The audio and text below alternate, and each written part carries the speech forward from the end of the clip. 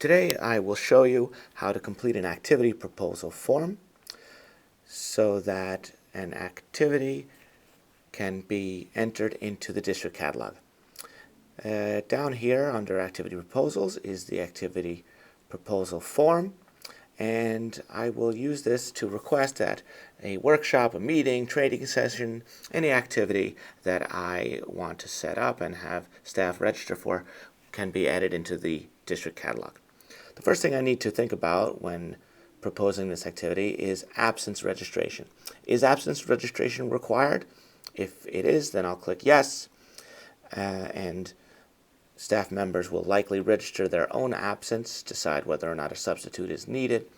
Although if the activity is a short one during the day and coverage is going to be provided by the building, or coverage isn't required, there's no absence registration, and I'll leave that as no.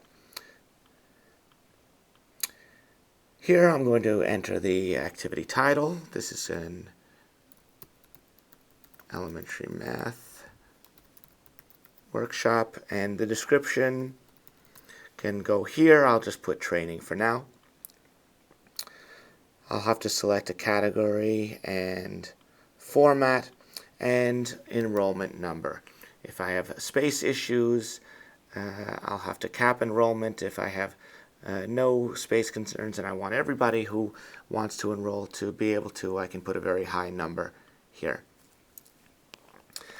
Next is the instructor, and the instructor will be responsible for the attendance at the activity, and I'll choose the instructor.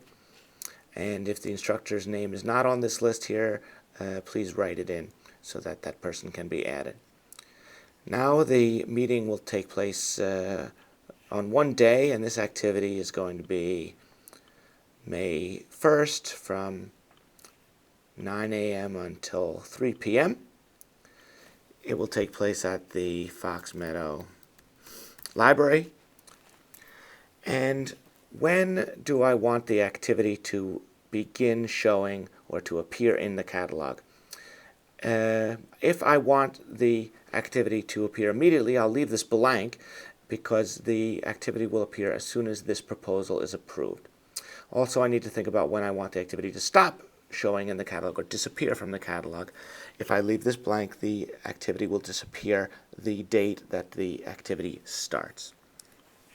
If I want the activity to only appear a couple days before the activity begins, I can put my own date in here, and if I want the activity to remain in the catalog a few days after the activity, I can put a custom date for stop showing as well.